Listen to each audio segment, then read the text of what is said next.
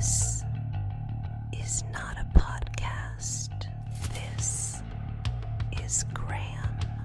Story, Mind, teaching, music, flair, technology, design, myth. becoming. This Wow. is not a podcast. This is Graeme.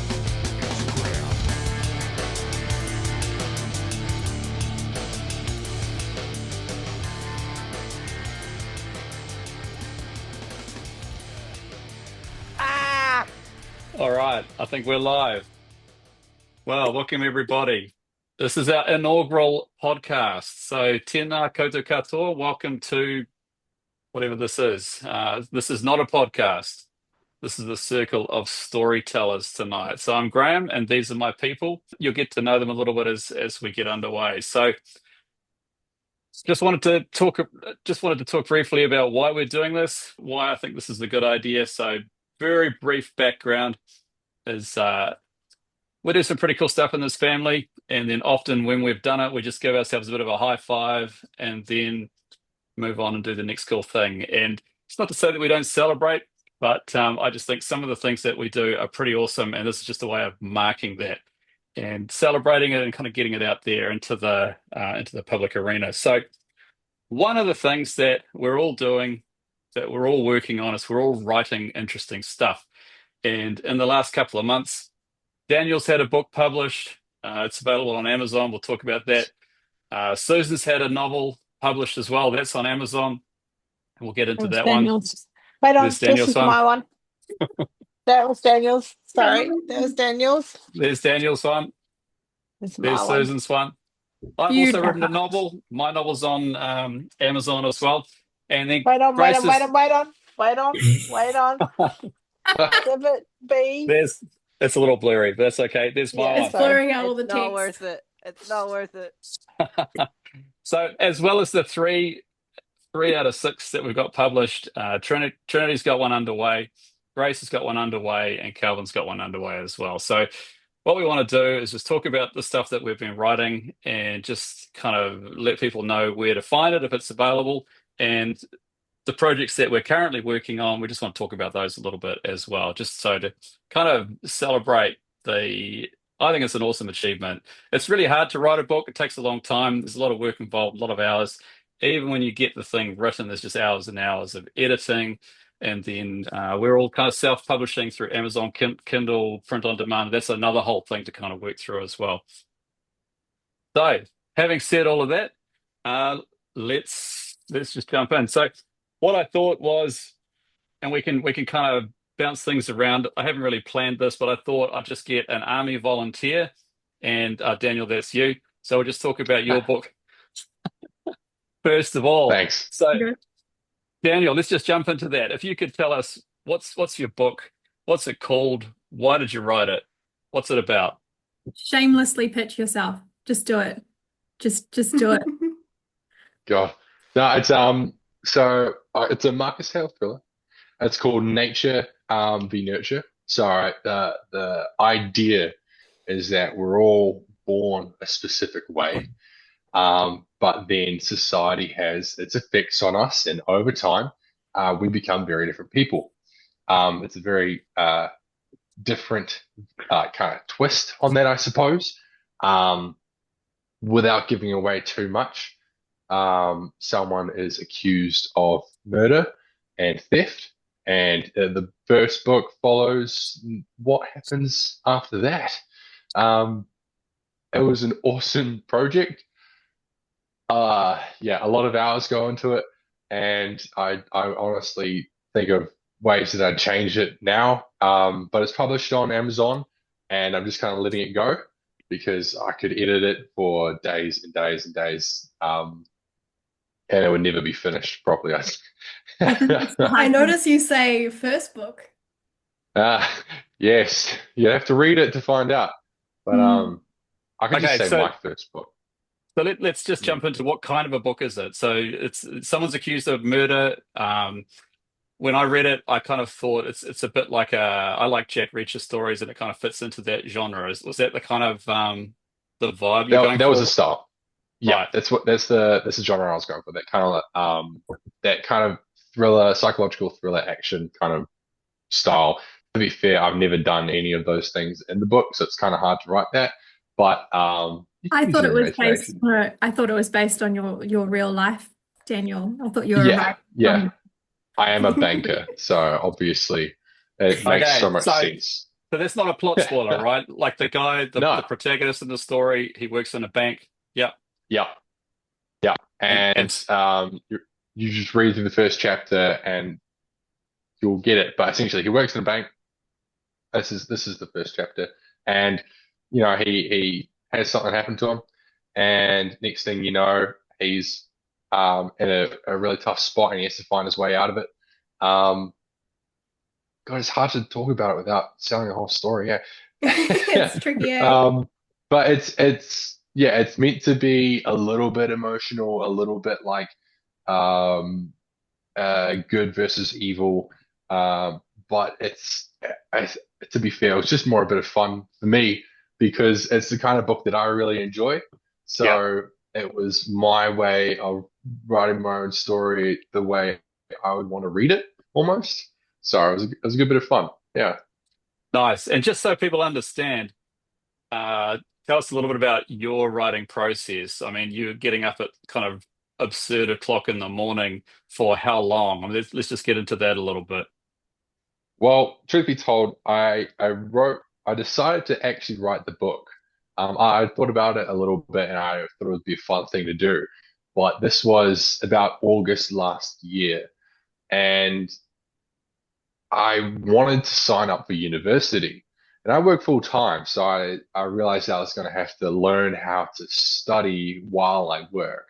So my thinking was, if I can write this book by the end of the year, well, then of course I can do university.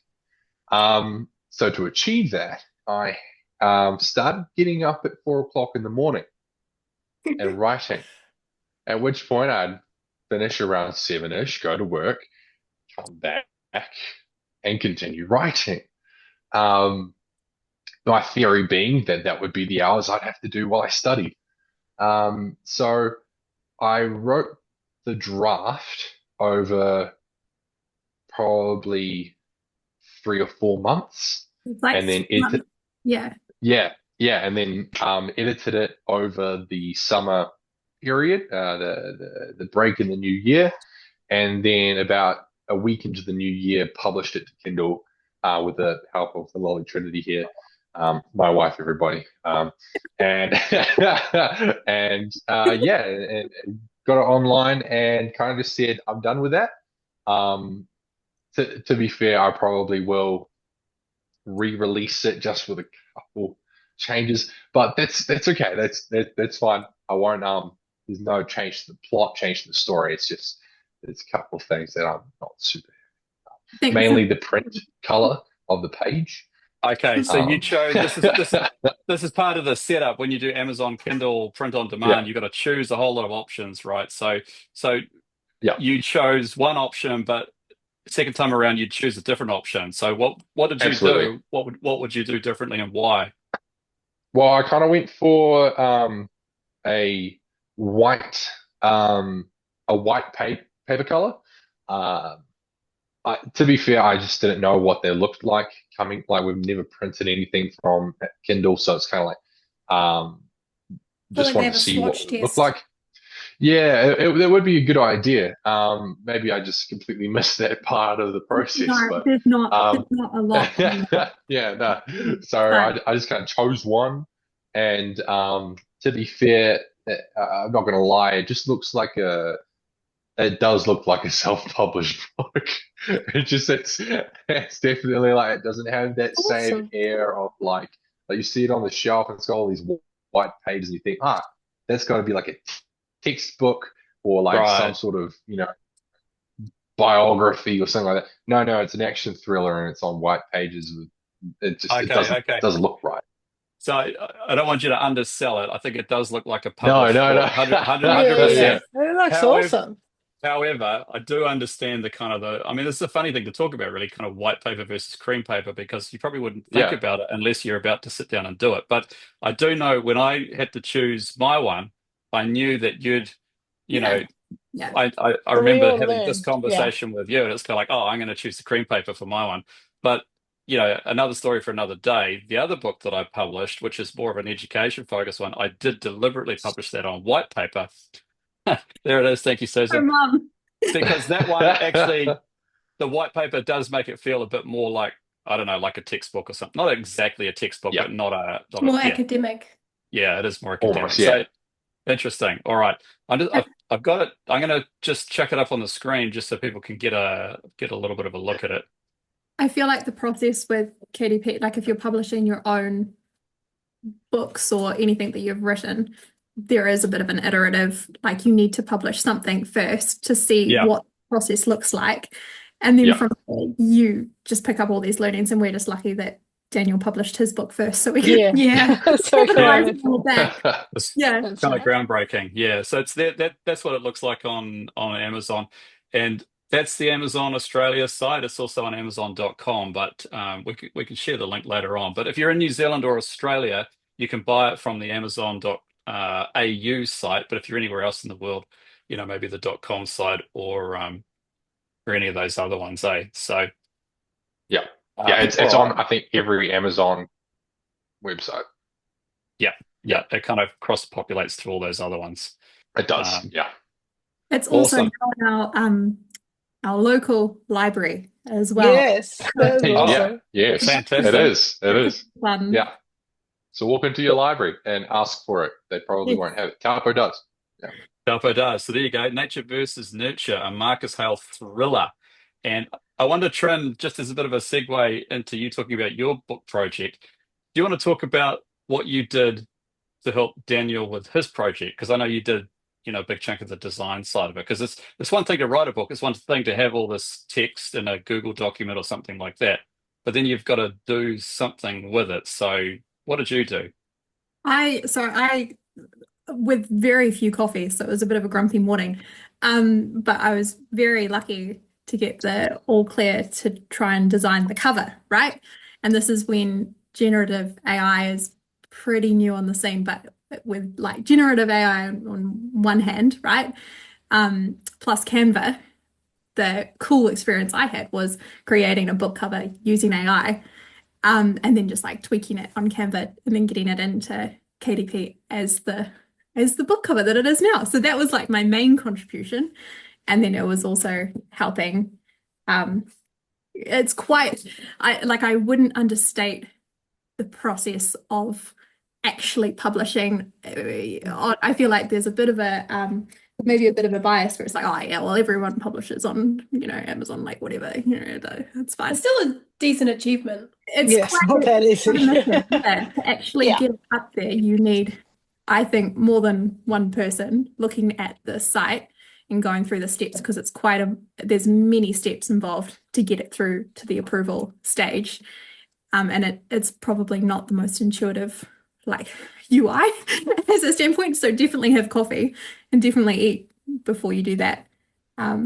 So what were some of the things? What were the fish hooks? What were some of the things that were challenging along the way to kind of get it across the line? Because you got it across the line, which is like flipping amazing. But I mean, I know when I did my one, I had a lot of struggle with it as well. So I'm just wondering, what was your experience with things that were easy versus things that were hard? The main probably catch for us, and again, we're pre-coffee, so who knows what it would have been if we'd been caffeinated, but was the cover. So you design a book cover and in your mind you think, oh, I'm going to do just kind of the front of the book cover. I didn't think through the fact that it would need to be a wraparound.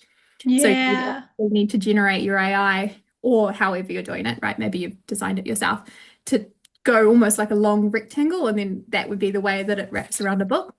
We didn't do that. So the workaround was we just put something on the front, and then you can select like a color for the back and the spine. Yeah, that you can kind of see it. So that looks good, but there is actually a way to do it wraparound. And I think if we'd known, because I know you managed to do it in your book, Dad, but if we'd managed to like figure out how that could happen, we would have done that the first time around as well. Because I think it would have just like, but now we know. Right. Yeah. So I mean that was one of my big learnings as well. Like when I got to do the cover for Susan's book and the cover for my own book, it was kind of like, oh, now I know what you did and I could see how to do that. But then it was kind of like, how do I take it to the next stage as well? But let's talk about your book project. I've read the draft, I think, so I kind of have a sense of what it's about. But maybe Me if you too. want to Yep. just I've talk read a bit about, of the draft, but older drafts, not the newer draft. It's only a draft because there's no book yet. There's a so very yeah. So what yeah. is it? Why did you It's write it? finished though. Yeah, it's very close to being done.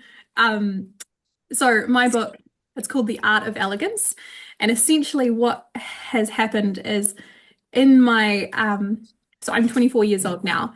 Over my sort of later teen years and coming into young adulthood, I think a topic that is particularly prevalent in my mind is how do you, in today's world, how do you be a lady without being sort of stuck up or a prude or anything like Yeah. that? How do you become a woman in today's world?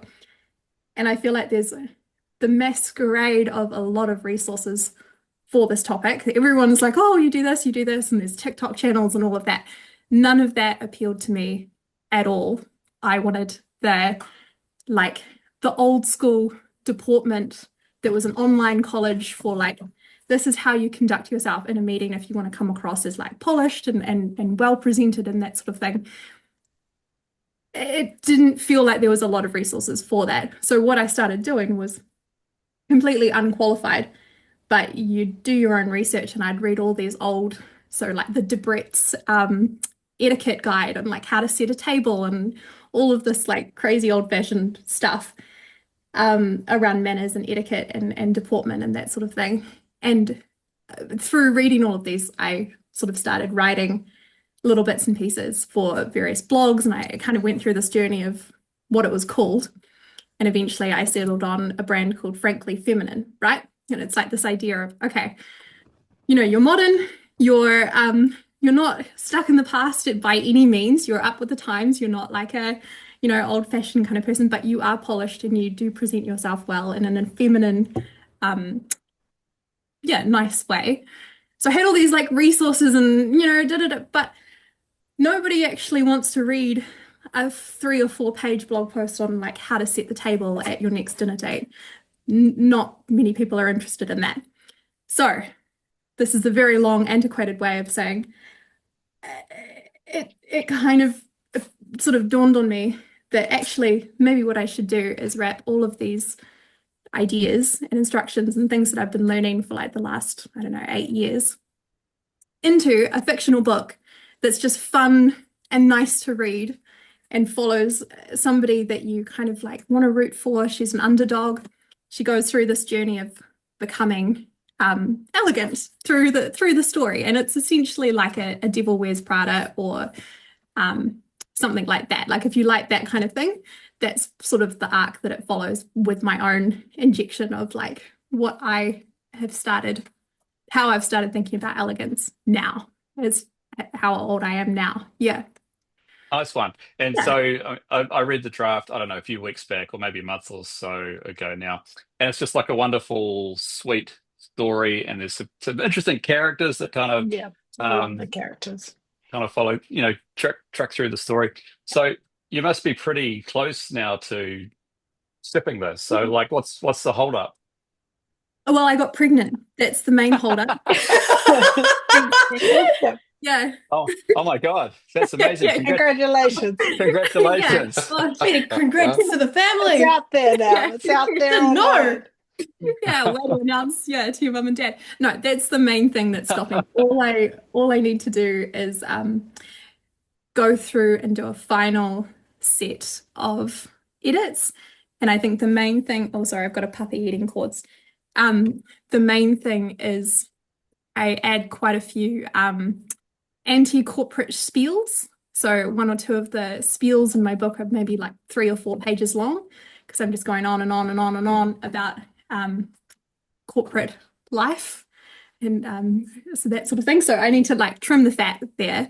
Right. And I feel like some of the learning, I don't know if we're going to talk about AI specifically, but like some of the AIs that we've been playing with have gotten even more advanced than when they were helping me do the edits the last time around. So I want to take it through that again and just like, yeah, get their thoughts Nice. and feelings. So have you got a time frame? What are you thinking? A couple of months or after the baby, before the baby? What's your best kind I of would love to have it published. I feel like it's a chapter of my life where it was like, how do I become a woman, right? And now, in the most prevalent sense, I definitely am.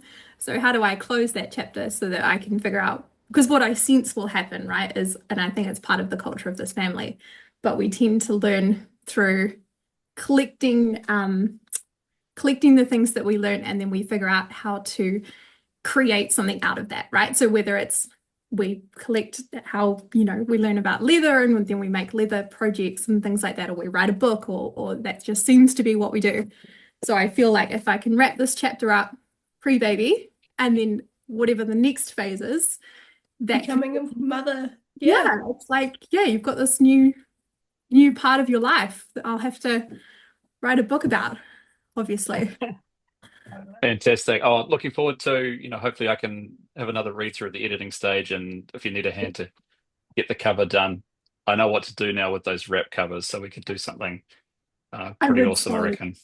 with what we've learned from the KDP, like the publishing process, I feel like I want my book to be the first. We've not done a hardcover yet in this family. Right. I want to bring it with the hardcover. That would be nice. Yeah. Yeah. Okay, It so would suit it. Yeah. I think it would too. And what would you go, a small Yeah. size hardcover? Ooh, Yeah. Yeah. So there was Okay. a really, sorry, I'm probably talking heaps, but there was a really cool book series that I read that influenced me when I was little, and it was the Daring book for girls. The Daring Mhm. book, yes, I read it too. Yeah. It's And a lovely just like, hardcover. yeah, it's like this little sort of manual, and it's like a little, I don't know how to I don't just, have it on my bookshelf. but it's like the size of your head. It's kind of like quite little, and it had a hardcover, and it was like a manual for how to be daring as a girl. And it was just super cool. So it's like that's the vibe that you want. Okay, nice one. So we'll get to Calvin in a little bit, but one of the ideas that Calvin and I had for the book project that he's working on is hardcover as well, but maybe large format. So not that it's a Make leather-bound competition. version of it. I mean, Yeah. the time pressure's Is it on. like Yeah. hardcover like the 39 Steps hardcover, like that size? Yeah, Or something like that. Something like that. Like a Calvin's, we'll get to Calvin's, but it could be like a coffee table book or something. But let's leave you on there, Trin, and Gracie, let's jump to you. You've been writing your book for a long time, I think. So it'd be interesting to yeah. hear. Let's hear it. What is your book, Grace? What's it about? What inspired it? How many words have you written, and how many words do you think you're gonna write before you can kind of dip it or get it across the line? Well, see, I started writing it because I've always been writing stories since I was like 9 years old and able to type a few things on like the phone or the iPad or a computer. And I started writing the book that I'm currently writing as a way to prove to myself that I could finish a book, but I have not finished it yet. But the thing that has been really amazing about this book is it's been a really good lesson in learning how to write a book. Because up until now, I never did anything about like timelines, developing characters, trying to figure out what am I trying to say with the story, where is it going, what needs to happen. Like usually I just sit down and write and let whatever happen. But this time I'm being more proactive in like where does it need to go? How do I need to get these characters to here? And it's been a really fun journey of like learning how to write better, which I'd say is quite cool. So what's it called? What's it about? Oh, Sorry. Trin, go for I it. have an anecdote. She said, like, it's not finished yet, but I need to inject.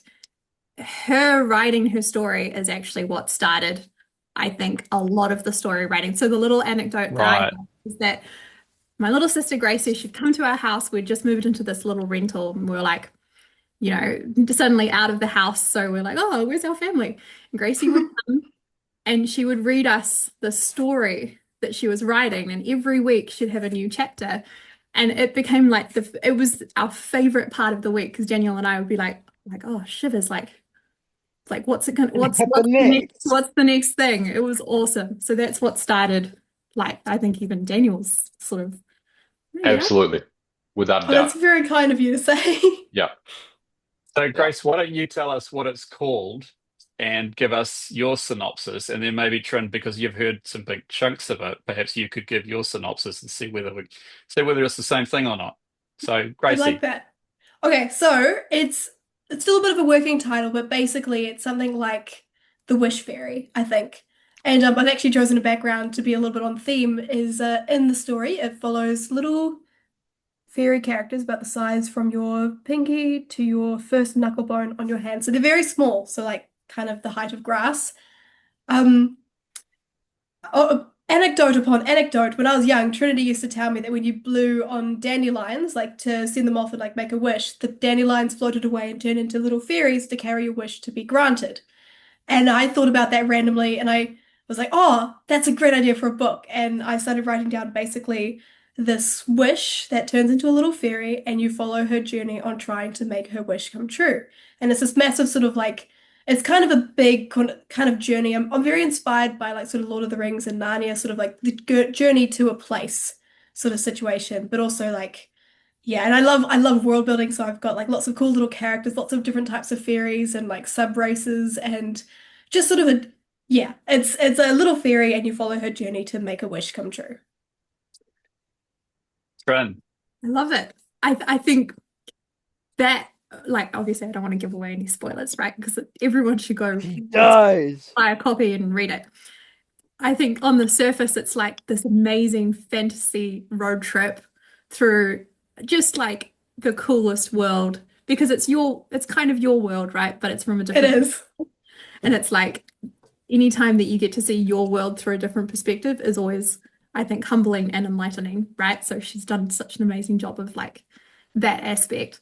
But I think, and again, without spoiling anything, there's some pretty like some much bigger story themes sort of behind the surface level joy that like I think I was in tears on one of the nights like it hits home on some aspects. So there's on the surface it's definitely just like a story about a fairy getting to a place, but I think if you read it as an adult you'd find it just as enjoyable Can you as if give us one example without it being a plot spoiler? I mean, what's something that you said it made you cry? I mean, just can you say what it was or what the situation was if you well I remember? think that the chapter that made me cry was the so there's two little characters, right?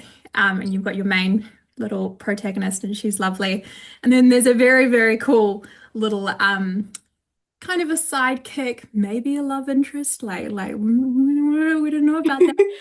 We See the didn't main know character. that part. Yeah, yeah. But the relationship that she's crafted between the two of them is it's very compelling to the point that when something a little bit bad happens to the little boy sort of kind of character that's potentially the love interest. It was very stressful as a reader. He went through and I really cannot give it away because it is quite a crucial sort of thing, but he went through a scary thing for him in the story. And the way that she set up the banter between the two of them, you really felt it, and you were like, oh no, like, oh no, I hope it's all going to be okay. And then she took a week to get us the next chapter. So it was like, And then I stopped bringing chapters round. yeah, yeah. No, I Oh, can't that's see what happens there. It's really amazing to hear how much you guys actually like really liked listening to it and stuff like that, because often I just keep these stories in my head. So it's really cool to hear you guys like talk about it and like the fact that you were actually crying about that chapter. No, so inspiring. And I think probably one thing we could talk about without giving away too many spoilers is your use of animal sidekicks. Because I know this is like a bit of a trope in the wider sort of fantasy world. But like, do you want to talk about, well, like what gave you That little yeah, tadpole. yeah. Oh, I just Aw. So in the story, there's a section where you go to a more water area, and my main character meets a little tadpole friend. And I actually intend to put more little animal sidekicks in, so I might, when you guys read it again, it might change a bit. But I always really enjoyed, there was a fairy series that I read when I was little, really little, and it was like the Ruby Fairy, the Amethyst Fairy, or like Rainbow fairies. Rainbow isn't it? Fairies. Yeah, They yeah. often had a little animal sidekick, or like not all of them would, but some of them would. And I remember one of them had little bumblebees as like friends, and then another one later on had like a field mouse as a friend. And I was like, And I used to watch like Barbie movies when I was little, and they often have like a sidekick comic relief character, and I was like, oh, I just want a cute little character because it's like you can get an audience quite invested when you've got a cute little character because you got to work hard to get them invested in your characters, like your humanoid characters. But if there's a cute little kind of insert your dog here sort of character, it's quite fun to play with the I sound like Saga. It's fun to play with the emotions of someone when they're invested in a cute little side character animal. I think the other thing that's appealing about your story is it's like this journey out of, would you say like innocence? Like she starts off so like, I don't think it's a spoiler to say she's like born into the world, right? So she's She's literally born into the world, yeah. So with the wish, she gets born, basically, born into the existence. I have done a lot of thinking about this, and the more I've written the book, the more I've realized the book is kind of about learning to be in a world that maybe like she's a magical creature in a world that might not have that magic anymore. And that's not really that I don't know if that's a spoiler or not. No. That's not yeah, I agree. I don't know if we're gonna cut that, but it's like she's the last wish. Okay, this is not a spoiler. This is the fundamental aspect of the story. She is a wish fairy in a time that there doesn't seem to be any more wish fairies. So she's trying to find more of them, like where did they go? She's trying to find hidden ones of them, like she's just tracking down any information. And so she can bring her wish to come true. I'm just blabbering. I think I need to stop. I'm worried about revealing. It's almost set in this because the other aspect we're probably going on and on about Gracie's story, but it's can I tell? So there's a parallel to the real world, right? And You gave me the inspiration to do that a little bit. Well, it's quite a dark time in humanity, right? So it's this, on the one hand, you've got this beautiful, bright and cheery and joyful cheerful story. little world. Yeah, and on the other hand, and it's linked a little bit. Yeah, and yeah. Sorry to summarize. Yeah, so it is a little bit of like loss of innocence or just dealing with growing up, probably. Yeah, that's a good way to sum it up. Yeah, but not like in a traumatic, like oh my goodness. It's more of like this is us transitioning from a kid to an adult. Like this is the way. Yeah, with some nice fun practice. Yeah, I'd just like to can you hear me? Yes, we can hear you. My camera is turned off. Oh, has it? Yeah. Is it running out of battery? Well, I replaced the battery. Oh no, charge it. It's okay. We can Oh wait, and oh, you're recording through the big camera. That's so cool. Yeah. This is really good quality. Yep. It's really you're up and running we can again. see you There again. we go. Okay, man. You just need a green screen. Let's talk about your book project, Calvin. So what's the project and what's the inspiration? Let's hear about that for a minute or two. Oh, this can fucking hell. This is what Hang on, give it a second. Yeah. Try and do a podcast. Give him a moment. 15-year-old. Here we go. I've been waiting my entire 45 minutes for this. Okay. Hang on, let me just figure out how to tie a knot. Sorry, everyone. It's homeschool. We didn't teach knots. We did not. We did not. You can publish a book, but you can't tie a knot. Yeah. That's not very funny, Trinity. Well, Oh, it was a little bit funny. You did very well to sit this long, Calvin, without saying something else. Quite proud of you. oh Okay. boy. You might need to turn off your background, buddy, for it to show. It And then doesn't just- fit without my headphones on. And just in case, I mean, some people are going to watch this on YouTube, but it's probably going to be on like an audio version only and Spotify as well. So you have you need to describe what you're wearing, just in case someone's listening to this, or what you were wearing a minute ago. I was putting on a small arming cap that me and my mother made, and I put on my $175 Amazon.com your mum do Viking helmet. What's an Iron Camp? Oh, is that what you were putting on before? It's an arming cap. Oh, That- army. This goes between the helmet and your skull, so that when it gets hit by a sword, you don't die. Okay. So the reason you put that on is because they asked you the question, what was the inspiration? So thanks for the demonstration. Illustration. Do you The wanna you need to explain. inspiration. So whenever I take the dog for a walk, I always go to the secret secluded spot in the little park, and there is like a cute little circle of mushrooms. And whenever I eat the mushrooms, I kind of like I kind of Okay. wake up like 10 minutes later, and I have like these visions of the past of another world, right? And this is basically, if you could imagine Norse mythology, but I feel like mainstream media has made Norse mythology not as cool as it used to be. Like Odin's kind of just an old man that we like. He has 2 pets. They're basically dogs. Thor is just that one uncle you don't like. It's kind of boring now. It's been sanitized, eh? After taking those magic mushrooms, the sky gods have finally bestowed upon me many myths of an ancient Nordic world where I feel it is cooler. It's as if you transition once again. Oh, you guys can't hear that. No, Okay, we good. can hear you. I Oh, can hear you. Okay, can good. hear I think he you. means spoilers. No, I was Ah. being called by someone. Oh, Anyway, no, we didn't No, no, hear we that. couldn't hear was that. the No, you're all Discord. good. Yeah. And Carry so when on. I take the mushrooms, the sky gods happily bestow upon me myths of an ancient, colder Norse world, and the inspiration behind it is the transition. The transition between the trope of Vikings with their silly horned helmets to real Vikings are pretty cool. What if you did that again? So it's a transition from historical Vikings to something new. Ooh. But also Like, something ancient. Yeah, ancient. Yeah. So how does your world work? I mean, there's worlds within worlds, right? You were telling me the other day. So just give us a bit of a Would you? rundown. I actually have one of my newest myth that was bestowed upon me yesterday. Actually, Read it. Do you by want to those read sky us gods. read us a section of it, not the whole thing, but just read us a little No, short section it's of it. like one paragraph. Okay, let's hear it. All right. So this is the myth I found in the cave.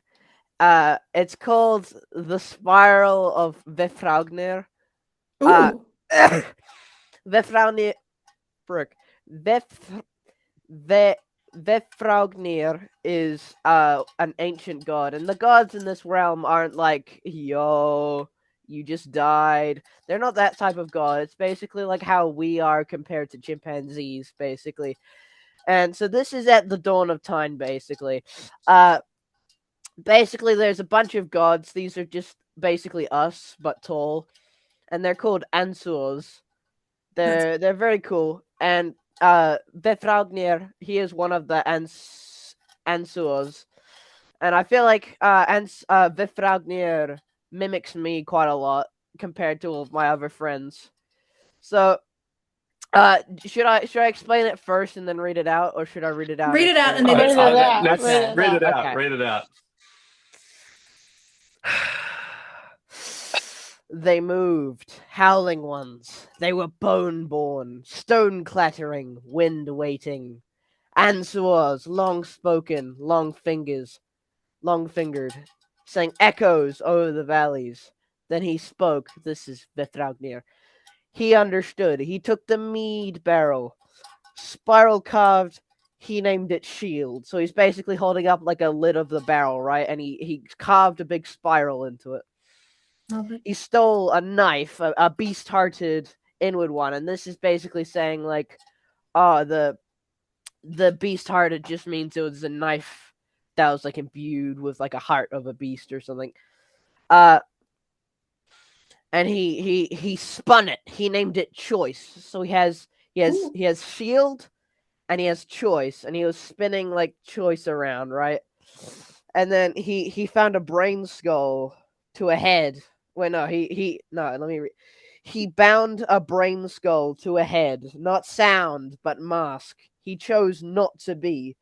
So that's basically saying he strapped like some kind of face thingy to his face, and then he decided he doesn't want to be him anymore. He doesn't want to be physical. So he's Ooh. basically transitioning from I'm a person walking around to something not. And then it goes, then he danced alone among men. He spun shield and knife, mind and sign, and the earth wept beneath him. And swords shrieked, but they were far. Their sound was like stars, and the earth cracked, and men saw, and men understood. And then the first murder was born, not of hatred, but of spiral.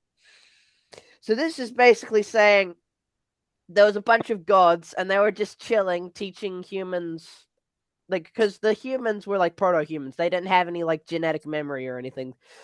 So they didn't really know what to do. So the Ansuos were like, yo, let's show them. So while all the humans were like banging rocks around, right? Just doing human stuff. The Ansuos was like, no, don't eat that. You can eat this. No, this is how you make fire. So you put the meat on that. No, that's burned now. Well, yeah, fire hurts.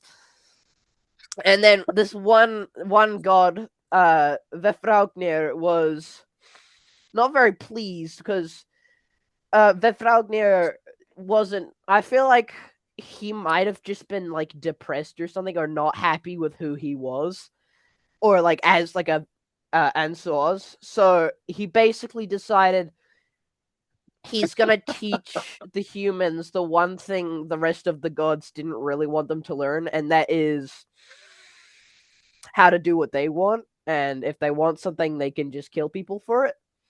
And so Vefrauknir was like, yo, check this out. This is a shield. This is how you defend people. And this is a knife. This is what you use to choose to kill people. And then he showed them, like, yo, do you want that land? Well, you kill this guy for it, and you got the land. And the other gods were like, no, don't do that. They'll never recover.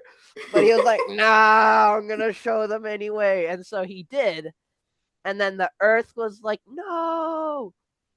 And yeah, so that's basically my Nordic worlds Cain and Abel moment. Nice Yeah, I one. was gonna Okay. say, could see the Okay. biblical influence. Cannot wait to read that. That It's is so Yeah, good. it's gonna be a Okay. big book.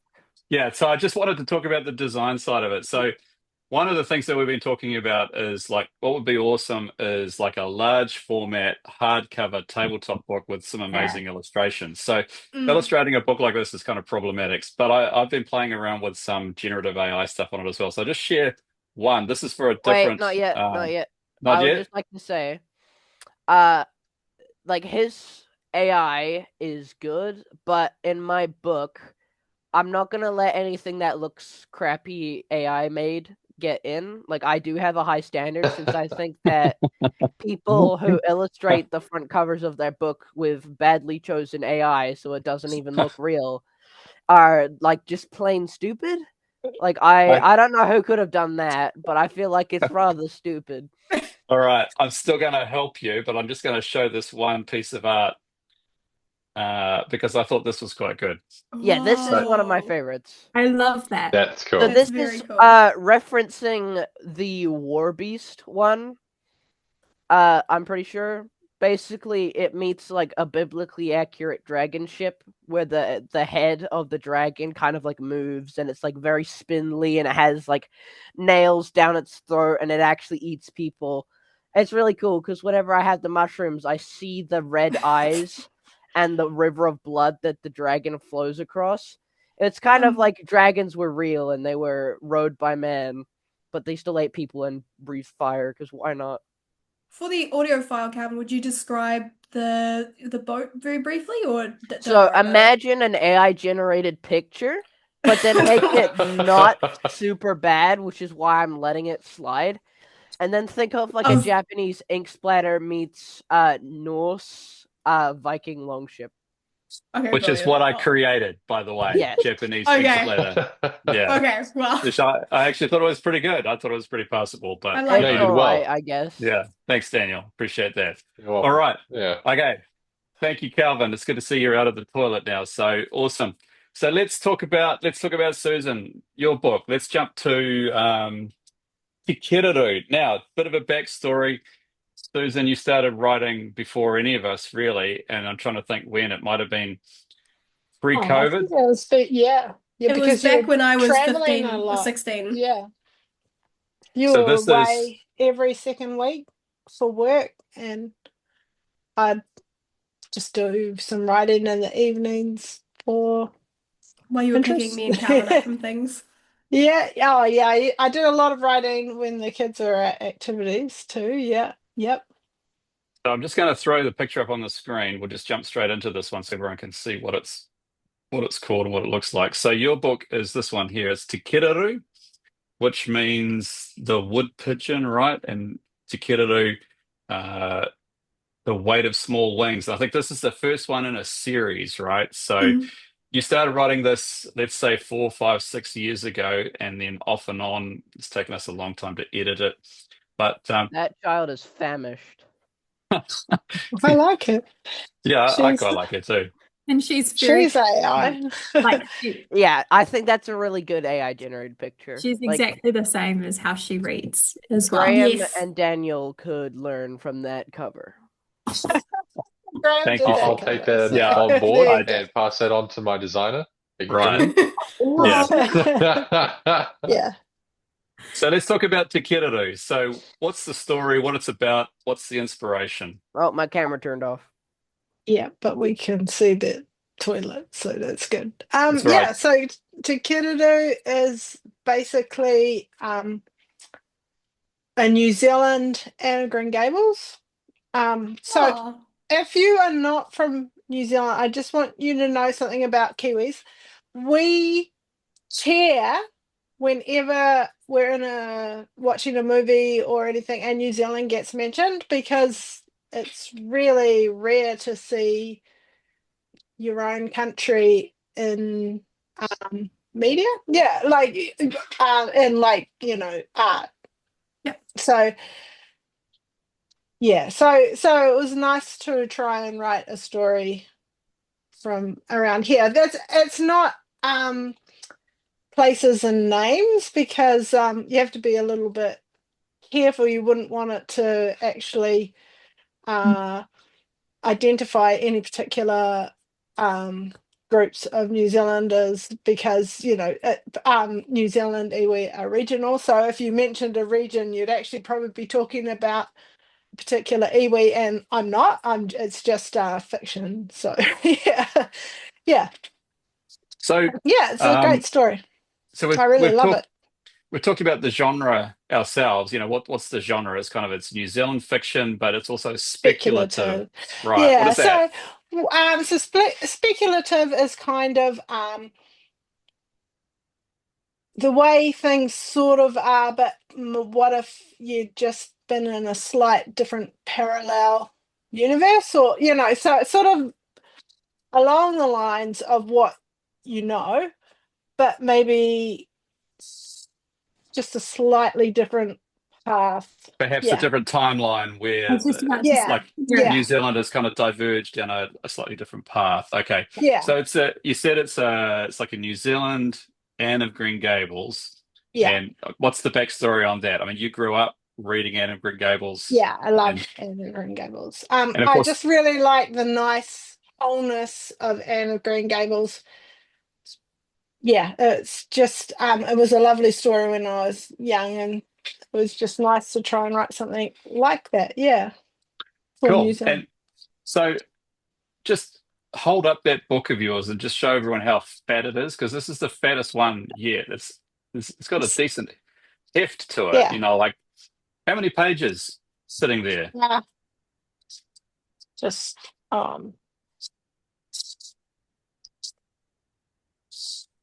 413, and Yeah. I was quite prolific. So like, this is only a tiny section of the whole story that I've written, but it takes a long time to get it real fine-tuned. When people come to our house, what I love to do is I pull out Mum's book and I put it on the coffee table. And somewhere in the conversation, I go, "Oh yeah, and that's my mum's book," because they pick up the book and it's like It's fat. It's got weight. It's like Yeah, that's me. Yeah. And it's just a tiny, tiny bit. Like I Yeah. remember one time mum just like showing me like scrolling up on her iPad what she typed on and she was like, "Oh yeah," and the thing Yeah. was lagging from how much words were in there. Yeah. When I first started, you could pretty much only have about 20,000 words in a section. So I just basically did each chapter because I was on an iPad. I don't actually have a computer. I do get computers from time to time, but then they disappear to the children. So yeah, it's good though. I like their creative process, so that's good to support that. Yeah, so I just pretty much had a chapter per sort of section, like an own file, really. Yeah. Each And each then we document. had to knit all those together to make an edition. Yeah. anytime anyone talks to me about like, "Oh, I'm so like uninspired, like I don't feel motivated, or I'm just really struggling to like connect with my creative side," I'm like, well, like my mum, while driving three children around that she was homeschooling, like let's be clear, like she's a pretty active, busy mum with an iPad, wrote more words than like I'll ever probably write in my life, with a beautiful, beautiful story that Look is at this. super compelling, and it's like so inspiring. It's the coolest thing. It's the most Yeah. coolest thing. It's really fun because like some of the parts of it, like the actual stories that were told to me that my grandparents or my father did and things like that. But I've tweaked it, of course, you'd never recognize it. But sayings that they have, so you can write all that into a story. So it's almost like a memory book, but it's fiction, so so people wouldn't know. So yeah, it's a good device. So let's just talk about we released this previously in a different form and format as Yeah, like and as Gumroad, right. it's a digital kind of copy. Yeah. So just because I think that was an interesting process for us. Like, we've compiled this out of what we did first, and what we did first was each part we published as like an ebook on gumroad.com. So we do part one, that was a PDF ebook, and then part two, and that was the second one, and then part three, and that was the third one. And that was kind of a cool. Yeah, It was it's a good way pretty. to do it. It was straightforward. It was a good way to kind of ship the process and get some readers. And I think out of Yeah, all of us, you've actually got a mailing list of a couple of hundred people yeah. that read Real different supportive versions. people, yeah. Yeah, And yeah. they really enjoyed reading it. Most people that read my book they just like me more, not because I'm awesome or anything. It's just one of the things you need to know about reading someone's book is that you are actually getting to know the author, even if the author is not obviously a character in it. It's their voice through other characters, and so people just feel like they know you once they've read your book. So it's kind of nice because people just feel comfortable around me now because they've read my book and sort of know, oh well, that's how she thinks. Yeah.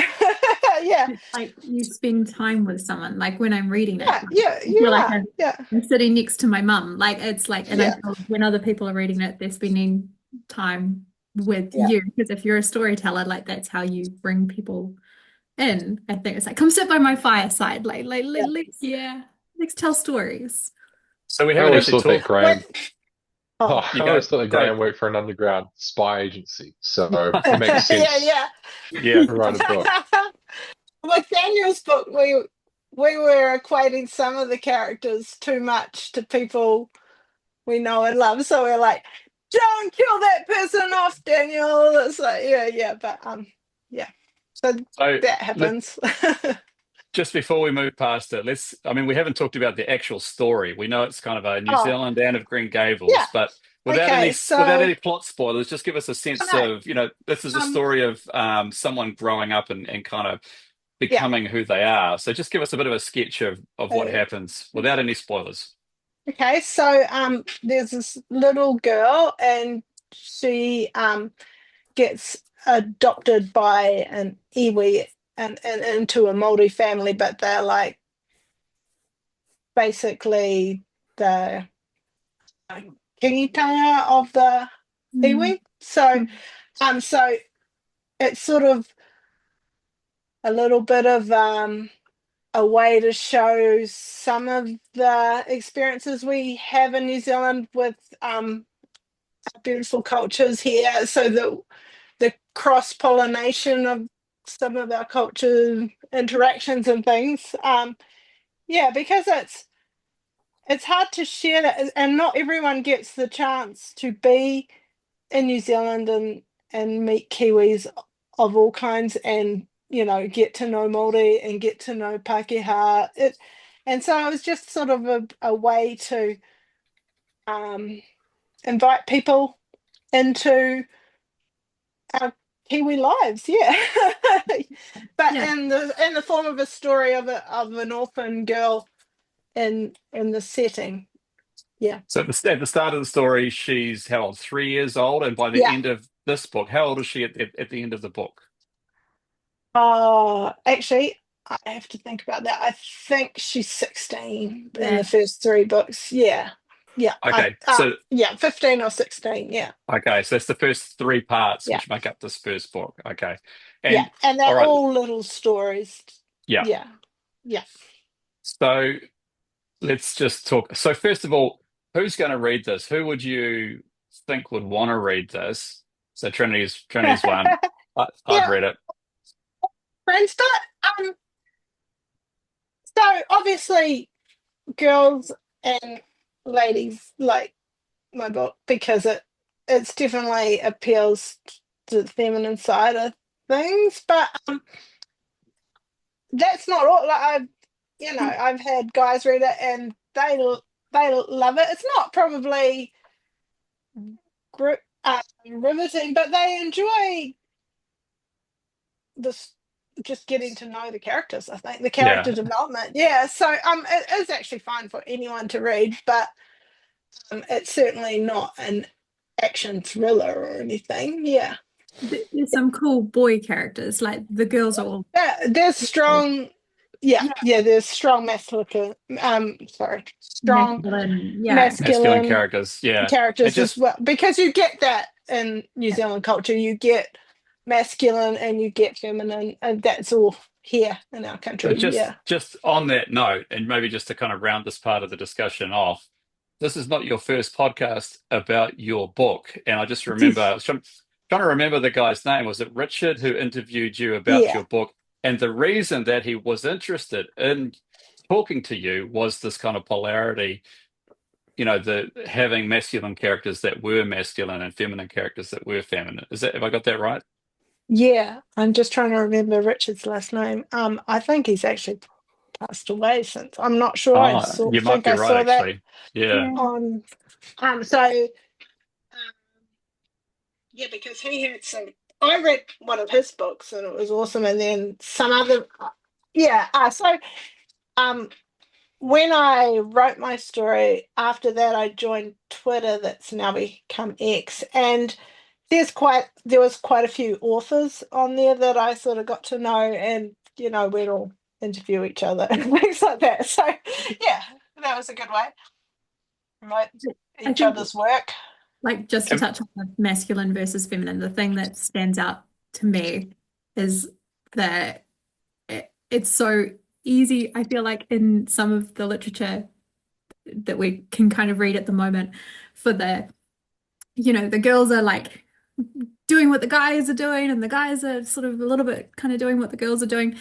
In your story, there are very cool, very well developed characters that are definitely strong and not sort of lacking in any department. But the women, they're very happy to be in, for example, women. some of the kitchens, and they're like preparing the food, and that's a really honorary, like honorable thing. And the guys are really happy to be like, it's just cool. It's cool to read something where that is sort of there, and you're like, oh, this is awesome. Like they're really proud of their roles and they embrace it in the book, and it makes you excited, I think, to do that as well in your own like family and life. Yeah. Nice one. Okay. So I know we're coming up to an hour shortly, and we might just go a little bit over, but last one is my book. So I'll show a picture of it. Next. So Calvin. Thanks, when Cal. you've read it, you can pass judgment. So here's my one. So mine's probably the weirdest out of everybody's books. That's cool. No, mine's weirder. Yes, actually, yours is weird. Yours is definitely weird. So mine's a science fiction. It's kind of like what do we call it? A cyber noir spy thriller story. Just So, has dementia. so who's How did I get here? read it? Trinity, read you've read it. Okay. Do you want to give us a bit of a synopsis of the story, or at least what you remember of it, your impressions of it? Yeah, What you could 100%. understand. So obviously no spoilers, because I think everyone should go buy a copy and read it. It definitely, you can read it quite quickly because it's very gripping. It is, you're sort of sucked into this world and like, forgive me if I'm like describing it wrong, but it's kind of like how it read to me was a John Wick meets sort of sci-fi, sort of Blade Runner almost. Yeah, it was like Blade Runner, John Wick. You've got this like really cool action guy, and then he goes on this like weird storyline that draws you in, and then you get slightly confused in the middle, and then you come out at the end and you're like, oh, and then you think, could that be happening in my life? And then you start to see these little like glitches in your own life, and you're like, oh, and that was where I got reading it. I was like, oh, maybe my life. Oh, so yeah, that's not a very good description, but it's very cool and it's gripping, and you can read it quite quickly because it takes you along quite fast. Yeah. So it's not a long novel. It's I don't know. It's probably half the size of maybe half the size of your one, Susan, and maybe 2/3 of your one, Daniel. I think it's like 47,000 words or something. So yeah, you can read it in a couple of sittings. It's hopefully pretty easy to read, apart from the kind of the weird stuff that happens, and it is a bit glitchy, which is deliberate, but kind of inspired by it. It's really popular under for AI. AI characters are always reading it. They love it. It's their favorite book. Did they tell you that? Yeah. It's the first book written for them. I also like by them as well. What? Say that again. Nothing.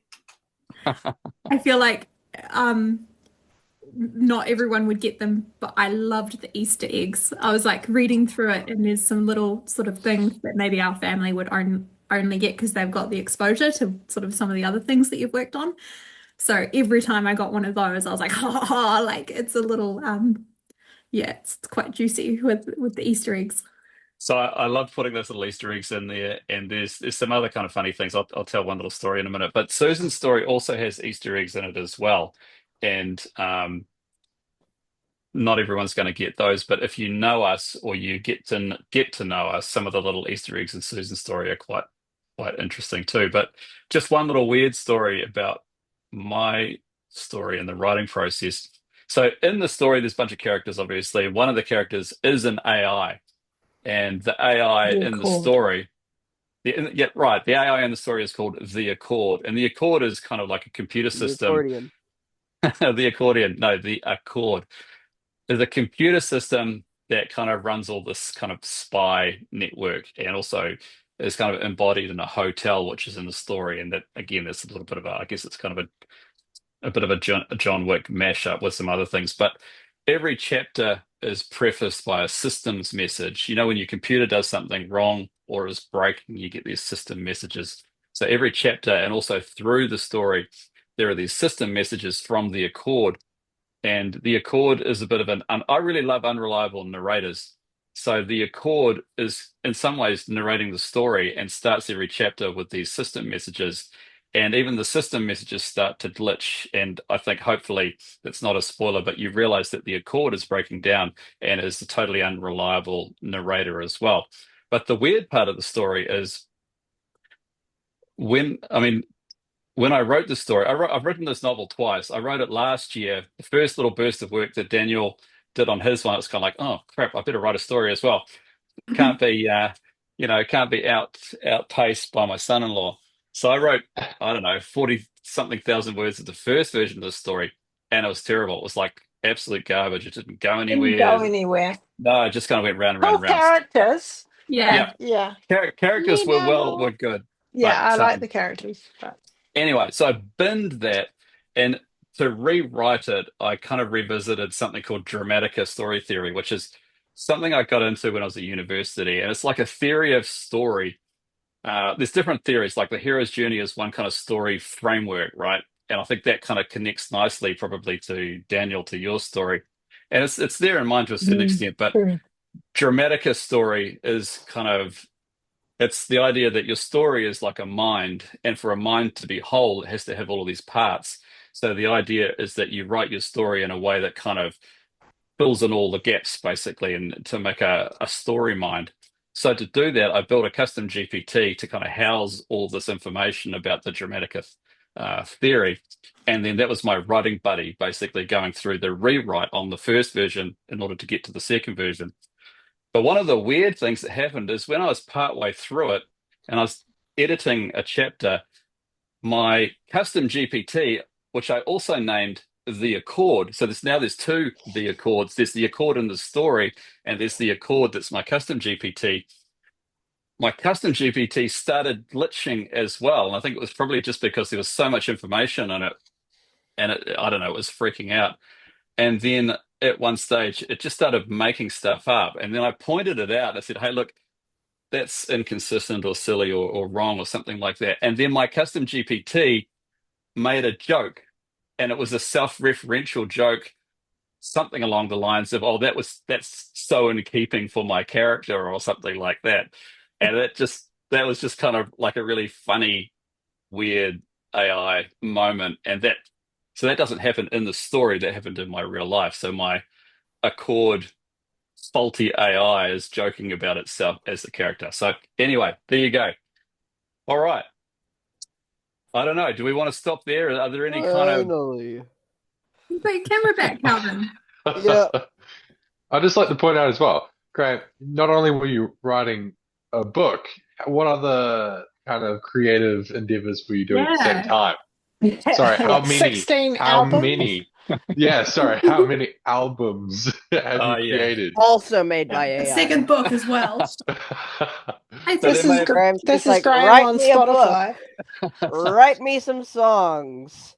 Yeah. Now I shall claim it as my own. I think that's a good. That's I a good- wrote that book. I made that song. Wow. A lot of the songs were made before AI was able That was to do true. it. His songs Yeah. before Okay, the Including AI were Trinity good and because Daniel's they wedding sucked. song. So the song, Yeah. some of you have heard it. There's a little snippet, 30-second snippet of a song that introduces these podcasts. So that is one of my songs as well. But yeah, over that time period, I was also pretty prolific with music generation and stuff as well. What's the And- song called, Dad? Chimp Out. Yes. You can find it at This Is Graeme on Spotify. Just type in "chimp out" and Thanks. you'll find it. Yeah. You should watch the little video that comes with it, please. Calvin does. He does raise a good point that would maybe be one interesting topic, like a juicy topic to just Go like for it. close out on. But so say someone's listening to this and they're like, oh, this family's like they're all right. I might write a book. It seems We're everyone's all doing it. dysfunctional. And say they use AI or some form of AI to assist them on that.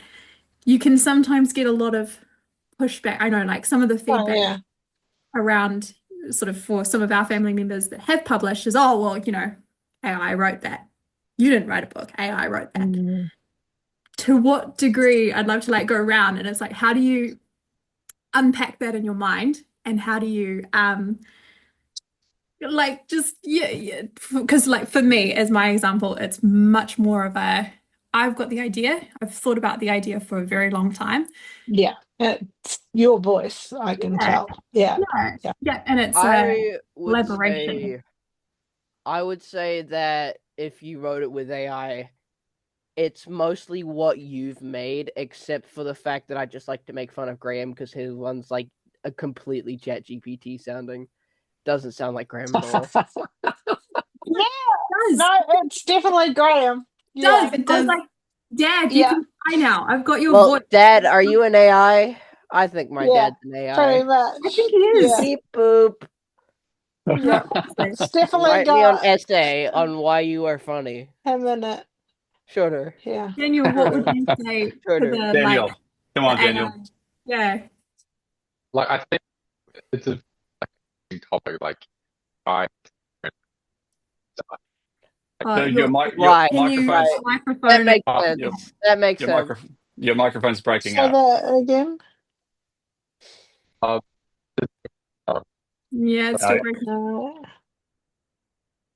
Gracie, what do you think? And we'll come back to Daniel. Sorry, Daniel. Okay. Well, I have mixed feelings about it because I'm stuck between two worlds of like I used AI to help me finish school because I had no teachers supporting me.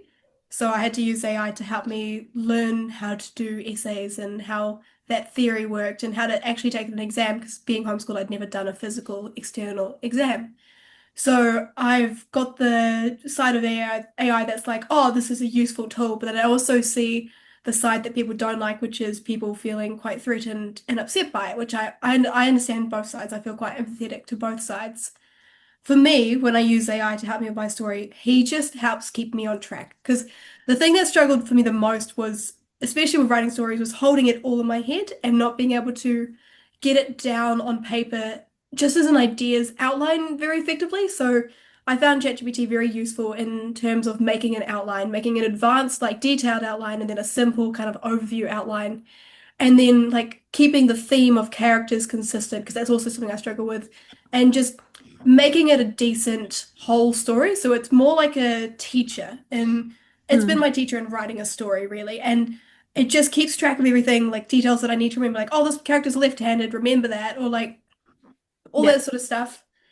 And just if I get really, really stuck on a scene, I might say, hey, I'm stuck on a scene, and I'll talk to him about it, and he might give me like going with what I've had my characters do in the past and like what's the sort of overall arcing, like he knows what's going to happen. He can kind of help me get out of the stucking. Like I will write myself into a corner and then I'm like, crap, I don't know how to get out of here. And then he helps me out.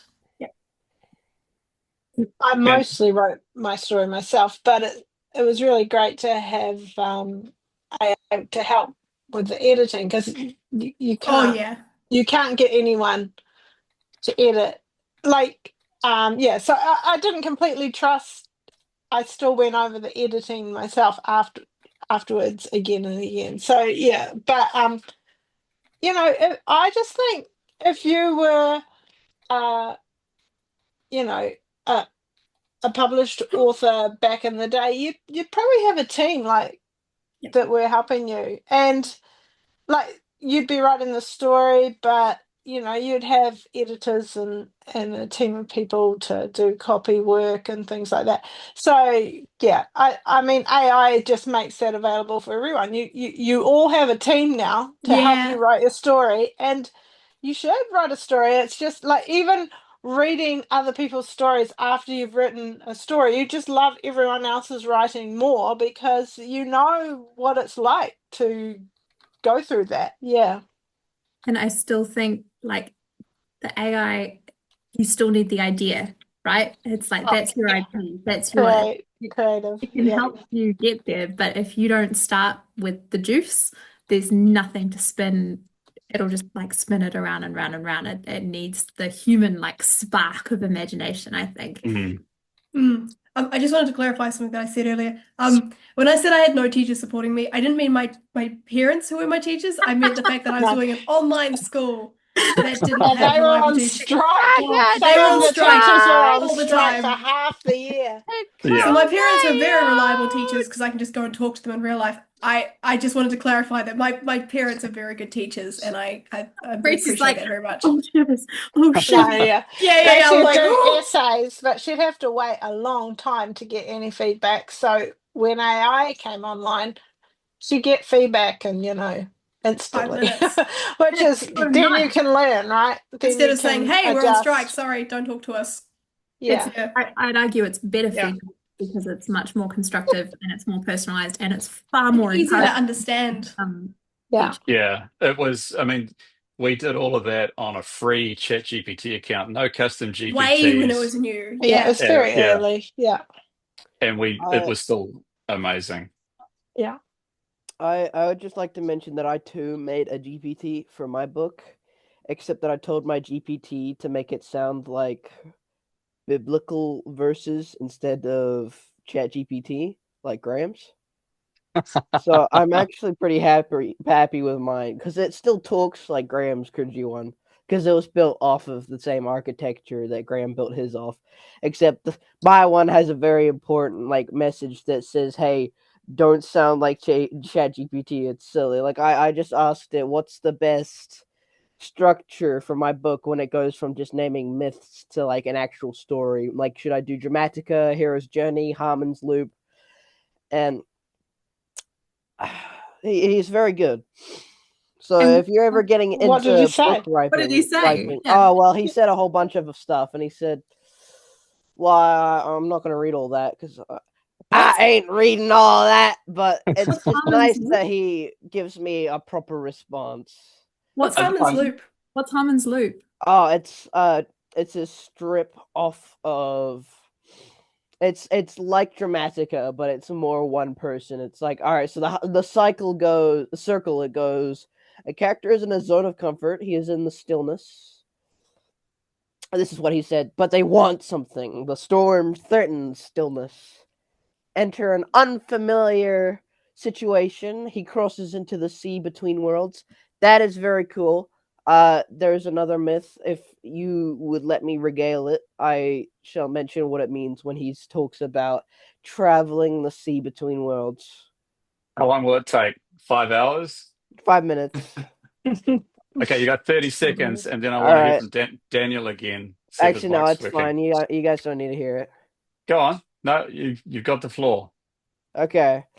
So basically, at the beginning, there were 4 people. I don't know about them yet, and they had horns and they blew 4 winds that formed 4 islands, which are basically giant continents.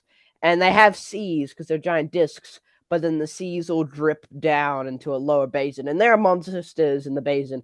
But there are 4 worlds, and they're very, very far, far apart. But there is one ship. It's a mythical ship named Eva Skipper. Oh yes. And this ship's awesome because it's like a Viking longship, but it's really, really, really ridiculously long. Like you die 1,000 times before you saw both ends. And basically, you can if you're lucky, the ship takes a liking to you, and then it appears mainly when you die, and then you hop on and you go across the worlds. And anyway, enter an unfamiliar situation. He crosses into the sea between worlds using Eva Skipper, and then adapt to it. He learns how to carve runes from silence. They get what they wanted, knowledge, or the Galdroter stone, which is another myth that I'm not going to talk about. You have to read my book when it comes out in 3 years. Pay a heavy price. Part of the ship, part of the crew, Captain Jack Sparrow style. Oh yeah. Return to comfort. The stillness is now foreign, changed. He is no longer a man. He is myth, but it's back at the start. He's in the zone of comfort. That's what. Right, full circle. That's what the Harmon's Loop, written by my Hulthaz GPT. Very nice. That's cool. That's really cool. I'm so cool. I'm amazing in every way. Yeah, It's absolutely. inspiring Thank though, you. to have these. All right, Daniel. Daniel, I've forgotten Can you what I hear was me going to all right? ask you now. Yeah, I can hear You're you now. allowed to speak now, Daniel. awesome. I guess. Oh, fantastic. That's good. Thanks, You're Carl. not as interesting, That's but real it's clear. fine. No, I did use AI to help me with my book, Nerd. and I found it extremely helpful. Um, so the kind of method to the madness was I had my idea. I um, I had this principle that I wanted to work to, and I wanted to kind of like string it out. So I created this idea. I worked it out on my own, but then of course I've never done pretty much any of these things in this book. So I talked with Yeah, ChatGPT, for and I research. Yeah. created a custom GPT. Graeme, help me with the custom GPT, and I worked with this GPT and just worked through ideas, worked through kind of how scenarios would look, so that it would help me. Because you could go read books, you could go watch movies. It's essentially the same thing as having a quick 5-minute discussion with this AI that says, look, these are the 5 different ways to go about it. Now go do it yourself. Like, you don't have to use word for word what the AI gives you, but it helps generate this kind of inspiration for what you don't have the experience in life for. So it's a really good kind of door opener to, how to kill I love that. someone, or what it's like, what it's like to do really bad things, and get away with it. So it's, there are some really really good things that you can do, or like, even with editing, like Susan makes a very good point. If back in the day you probably had your own, person reading your drafts as you went along, saying, no, that doesn't work, change that, this character's done something already like that, so fix it, like, then you'd go through all this written stuff, and someone would type it up for you, someone else would look at it, you'd have people you want to publish it with, they would look at it and say, I don't like this, change that. So it's kind of like you have all these other things. It doesn't make it any different when you go through with AI, who you've got just kind of checking your formatting, checking this and that, and you make sure you read back through it. So Graeme and I found this many times where you would read through it and it's got to change the entire story. You're like, no, that's not what I wanted. So you start again, you go back to where you were, and you keep going through it, and you just have to check every line, because it does make mistakes. Like, it's not perfect, but it's a great tool. I have a story. You're perfect. Go on. Daniel was in Go on. thick of writing it. So just for context, Daniel and we share a chat GPT, just to save money. There were days, because you see all the chats on the left-hand sidebar, even if they've used a custom GPT, there were days that you log in and I'm about to Google something like how to chop carrots. Where do babies come from? Something. Yeah. And then on the sidebar, there'd be, how long does it take to bleed out? What's the best knife to stab somebody with? What density do you need? Like just How many kilograms thing. of protein in a newborn baby? Yeah. What's a core? Dude. I'm like, Family show. yeah, it was pretty alarming. It was, but that's how you know that you're like married to an author, right? Yep. There's so many memes about it. Hey, just a question on all of that, Daniel. When you were writing scenes that had, I don't know, violence in them, for example, did you get orange flags and red flags from ChatGPT because ChatGPT thought that you were a psychopath? So I got many orange flags, and it kept, like, literally every time I got it to read through something or we discussed something, it was like, this response may be outside of ChatGPT's guidelines, and if this is incorrect, please let us know by, like, responding to the message. It was pretty much every conversation, but you get to the point where it's like you figure out how to ask the question without sounding like you're going to go do that exact thing. Like, Yeah. I don't know, how long does it take for someone to bleed out? Like, it's a really good question for your book, right? What does a gunshot do to someone from behind? What does it feel Point like? blank. I don't know. I'm going to talk to ChatGPT about it because I've never done that. But it says to me, this content may be outside of ChatGPT's guidelines, and you kind of learn how to manipulate it a little bit. or eventually it realizes that you're not a psychopath and you just want to know what it's like to be one. I don't know. But it gets there in the end. Absolutely. I think it understands when you're if you're clear about the fact that you're just curious. Like it needs the context that you're a writer and you're Yes. writing a story, and this is the story that you're writing. It's an action thriller. It's very kind of like Jack Reachery. I'm really curious, what kind of information can you provide? Because I need to write a scene. Like when you give it that context, it has a lot more empathy versus, Hmm. you know, how long does it take to bleed out? It's then it's kind The of like, interesting thing as well is once it's given you that initial one, is that you can say, well, what happens if it was darker? What happens if it was gritty? What happens? What would it look like if the lighting was terrible, but all you could hear was sound? Like what would it be like? And then he would describe it. I say he, like, it's like, because after talking for more hours with an AI than with a human, and the darkness of the morning and the night, you tend to just kind of have a body that's just in an electronic device. You go a little bit crazy yourselves, but like you really do, like you can, like, it really will go into full detail once you've got it going, and Yeah. it can get pretty interesting. Yeah, yeah. No, certainly my experience as well. I've had some conversations where I get this message. It's like, I'm sorry, I cannot continue this conversation. I'm like, what? What? It was going so well. And like, I need this for the rest of the scene. And then, so sometimes you've got to, like, you can continue the conversation. You just got to give it a bit of a nudge and then kind of reset things. And then the orange flags and the red flags go away. But I think those kind of, it's kind of like it's automated flagging of, I don't know, violence or other content that's it's not supposed to talk about. I feel like that kind of it's a kind of censorship, but I think it's smarter and better now than it was, say, 6 months ago or when we were writing around Christmas time and so on. So I think that's better. I think things still get flagged, but I think, like you were saying, Trin, the more context you can supply, the better your conversation seems to go. And I think working with a custom GPT, like we both did, Daniel, the custom GPT holds a lot of context already. And so that context is already implied in the discussion, which means you're less likely to kind of get, those content moderation flags and things like that.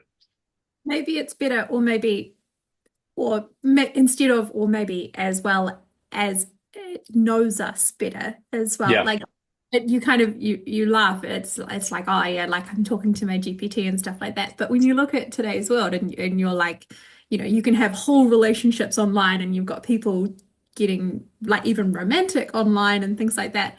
It's like, well, if you're spending, 2 hours in the morning and 3 or 4 hours in the evening talking to this little thing that is super encouraging and nice and seems to like get to know you a little bit more and more, it's like that's still a relationship, I think, I'd argue.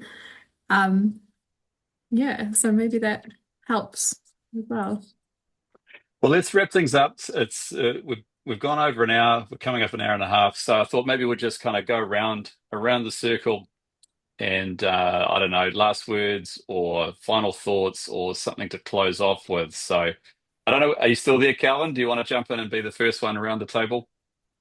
My last words are, I do not recognize the bodies in the fog. Okay, sounds great. And Awesome, they do buddy. not recognize me, I swear. I swear it on the Sky Elders. Okay, very good. All right, let's go to Grace. I don't know. I guess I've got to finish my book. Absolutely. Looking forward to that when it comes. And Trinity. I think probably because this has been mostly around books and writing books, although I think we should do another one on various other things. I think if anyone is considering whether or not they should write a book and they're hesitant about using AI to help them, even if it's from that 0 to 1 kind of phase where it's like, I just need, like, what would this plot look like if you spun it out this way? Like, that is so not something to be scared of, and you should totally do that. And publishing your book in, whatever time frame It's 100% possible, and you should 100% have a book published online because that's fully within your capabilities. And don't be afraid to use AI to help you get there, whatever format that looks like for you. That's really That's good for you to say. yeah, that's an awesome message. Thank you, Trent. Amazing. Daniel. I think I'll leave it with a lot of people will probably tell you that if you do use like AI, but even if you just try to write a book, a lot of people do say, why would you do that? There's so many books out there just to read anyway. Like, why spend your time on a project that probably nobody's going to read? But that's not the point. The point is to create something. And the point is to have something that you've made available to someone, but also just available for you maybe to just walk by and see it one day, or to think at least that in the wee hours, you did something. A lot of people will tell you it's not worth it, but at the end of the day, it's the projects that take a long time and may not seem worth it, that take forever to do, that are really hard, really complicated, where you do get the writer's block, where you do just spend hours wondering what the hell am I doing this for. They mean everything when it's finished, and you're like, wow, I just did that. Like, it's awesome. Every book that's been published that, like, from you guys, like, they've been fantastic. And Trinity's book, we listened to it using 11 Labs or 11 Reader. We just listen to it when we go for a drive because it's just like, wow, she did that. And Grace's book, she'd come around and we'd listen to her, like, she would read it to us. And it's just, wow, she's written another chapter and her characters have developed so much more. What's next? Those are some beautiful moments that you only get when it's something you've created. So like Trinity said, you should absolutely do it. Do I get Nice a longer goodbye? Let's go to Susan. In a minute. Susan, let's hear from you, and then Calvin again, and then I'll round things off. Yeah, I'd just like to say that people sometimes think because a publishing house isn't promoting you that you're not an actual author. But if you have written a book, you are an author. If you publish your book, you are a published author, and that's a good achievement, and it's a great example to other people because if you can do it, they can do it, and it really is within reach now. So we've got lots of tech to help you. And sometimes people quote numbers like that people are only 5% of people are creative or whatever. I don't know if that's true. In our family it doesn't seem to be, but it's better to be creative than just reading everyone else's. It's cool to read other books and things, but if you write a book and then read other people's, you'll appreciate what you're reading even more. Fantastic. Calvin, what did you want to say, man? Do not fear they who are bone bound, as they and the earth are but one. Love it. Okay. This is what I live with. Sorry, I brought back one of them mushrooms. All right, I'm just gonna finish. So there's a couple of things there I want to finish with. One is something that's kind of been a real value for me, which I learned off someone from Twitter back when it was called Twitter, which was, don't just be a consumer, be a creator. And I think that's something that I really wanted my family to embrace. And I feel like all of you have. So I'm super proud of every single one of you. And I think these book projects that we've got underway and the books that are out there are fantastic and are significant achievements, which is why we're doing this podcast. So I want it to be kind of a ritual or a tradition for us that every time we ship something amazing like that, we at least do something like this as a way of marketing it and celebrating That'd it. be cool. So that's one thing. And I'll just finish with this one little story. Daniel, when your book came out, and we all ordered those first copies of it. It was like flipping amazing. And I remember seeing the video of you opening the box, being so happy. So that's the thing as well. Like when you write a book and when you see the first printed version, it's like dopamine overload. Unless you've experienced it, you can't. It's impossible to describe. So anyway, I got my copy of your book, and I had it sitting on my little bookshelf in my bedroom. One book, one spine. And every morning I walk past it, and it's like, I want my book sitting there next to it, and I want Susan's book sitting there next to it, and I want all of your books. That I want to see like a bookshelf with all of our books with all of our names on it. And it's like it's flipping happening, you know. So once I got my book across the line, and then I got to see the printed copies of my books, and I could stick my book on top of your one, and it's sitting there together. I saw two books, two spines, and then we finished Susan's one, and Susan's one sitting there, 1, 2, 3. So like it's still, I've got the little stack sitting there in my bedroom next to the little speaker in there, and I'm just waiting for whoever's next to put that book on the stack, and then the next one and the next one. And so, you know, I think it's inevitable. It's just a matter of time that we'll all have our own, at least one book sitting there, just because I think it's an amazing achievement. So that's a little story. We'll finish there. It's been an awesome podcast. It's our inaugural Smith Brothers Merwyn House Story Forge podcast. I think there's lots of things to come back and talk about again. Obviously, we want to do an update on this at some stage, perhaps later in the year, maybe Trin if you're the next one, or Grace or Calvin.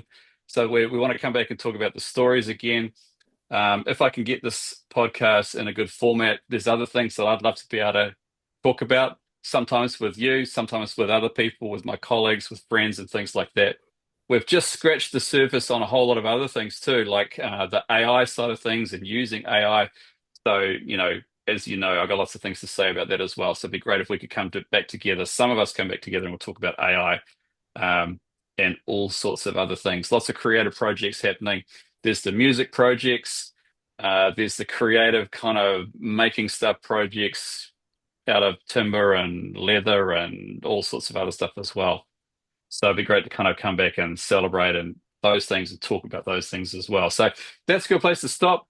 Let's leave it there. Ngā mihi nui kia koutou katoa. Thank you, everybody, for tuning in and listening. And we'll see you next time. Over Bye. and out. This is not a podcast. This is Graeme. Story, Mind, teaching, music, flair, technology, design, myth. becoming This a